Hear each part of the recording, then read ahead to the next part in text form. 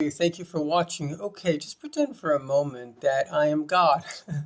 No, um, the idea here is that we need to be able to imagine that we're hearing the Creator Himself. And the truth is that everything is a message. So, from all things considered, this is a message too. It's no less than a message. The Baal Shem Tov says everything we see and hear is a message. So, this is also a message. Particularly considering that I have absolutely no idea what I'm about to say. So then it definitely is a message, and hopefully it is a message from God, and is a message not only for you, it's a message for me, it's a message for all us earthlings down here.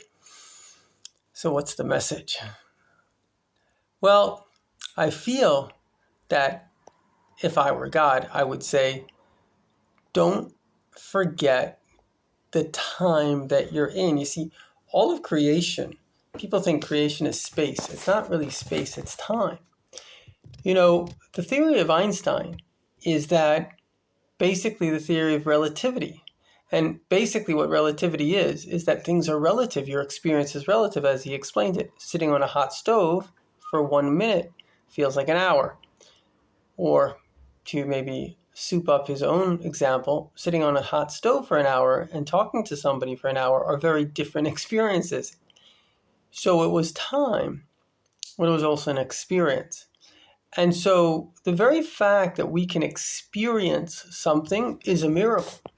According to both Kabbalah and science, there really is no such thing as the present because it's either the past or the future. So the present, the idea that you can be listening to this, that I can be formulating a thought in this moment doesn't really exist. This moment is a miracle. Consciousness is a miracle.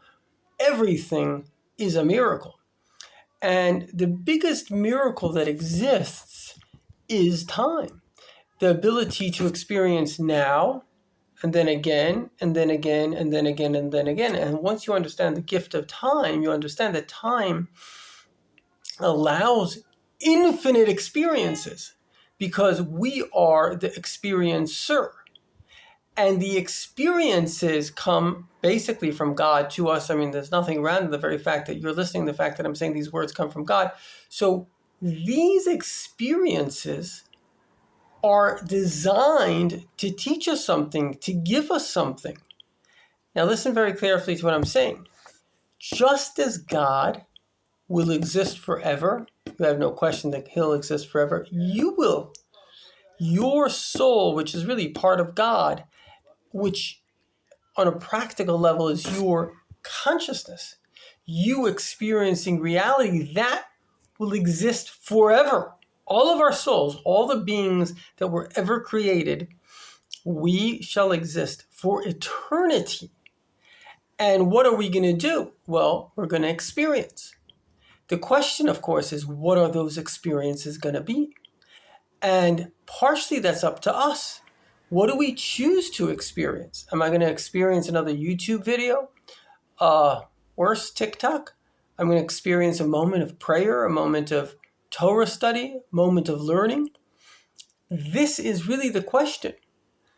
And perhaps an even deeper question than that is what do you desire to experience? Because ultimately, as the Talmud says, the feet go where the heart tells it to go, or where the heart desires. Where basically the internet, as Rabbi, what's his name?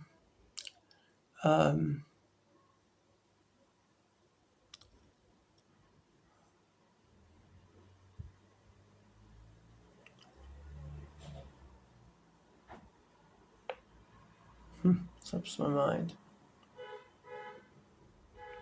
Anyway, it doesn't matter.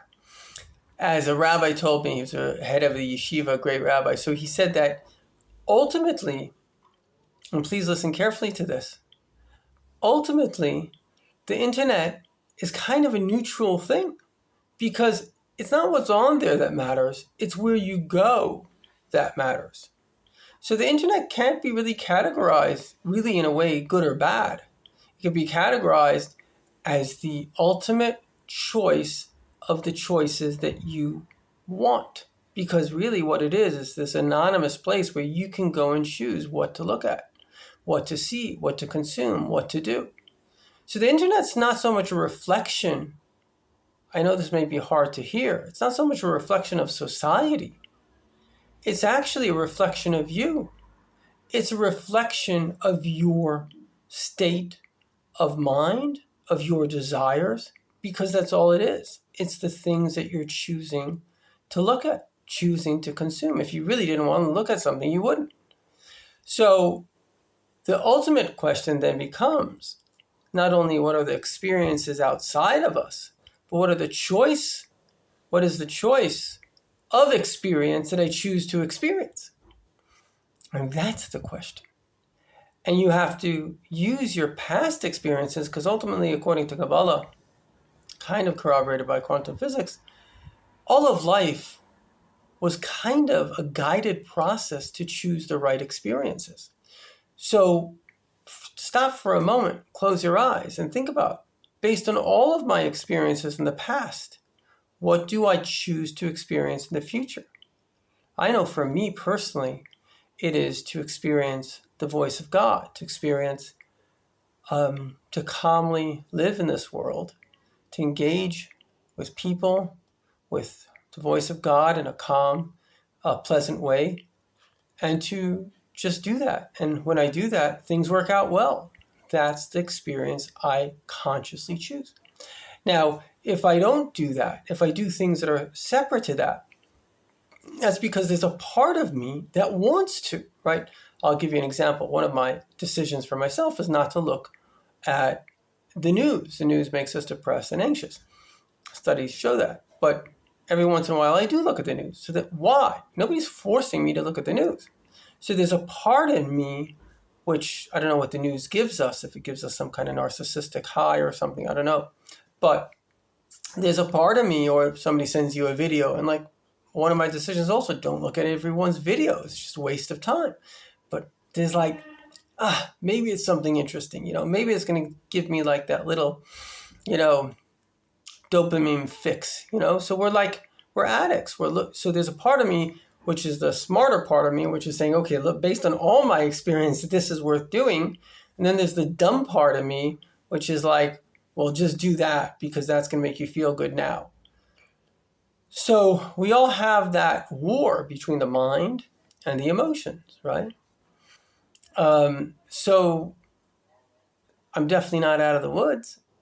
How do I know? Because I know that my choices are not good. I shouldn't say they're not good. They're not perfect. My choices are, actually, if I have to compare myself, I guess if I'm talking, I might as well give myself a good rap. But if I had to compare myself to the past, I'm slowly progressing. I'm doing a little bit better. That's really the most we can expect. We weren't born without these desires. Who gave us these desires for those like dopamine fixes? I didn't make my brain, God did. So it's only natural for me to want those fixes. But with time, I learned that those fixes come at a cost. And the cost isn't worth it. I'm wasting my time. It's just not worth it. And so to really kind of gain that control over what we call the animal soul, the bad desires within us, that the mind, the good side, should overcome the bad side. To really gain that control, that's the purpose and meaning of life. And when we do that, we'll manifest basically the Mashiach. As the Baal Shem Tov clearly says, that, exiles when your mind is not in control. And redemption is when your mind is in control. So feel free to post how you've overcome the dark side on simple levels, just baser desires, and you are doing your best. And God will do the rest. He's the one that's made us. He's the one that gives us consciousness. He's the one that gives us infinite experiences. But he really, in a certain sense, he needs us to grow up. Because as long as we're addicts to the next fix, there's like very little you can do with such a person. It's like that person, there's like, what are you going to tell a person that can't control his swiping ability? What are you going to tell him? Like, go out and change the world? Well, he can't even stop himself from looking at a video. You know what I mean? So we got to grow up. One of the beautiful things I like about Israel is Israelis are grown-ups. I come from America. A lot of us were babies, like complaining, you're living the best place, time in human history, and you're complaining. But people that go through more difficult stuff, they're grown up. They're like, no, this is what we're going to do, and this is what we're going to do. Call it executive functioning. I'm going to function like an executive. I'm going to make my own choices, and I'm going to own what I need to do, and I'm going to do it. Okay, thanks for watching.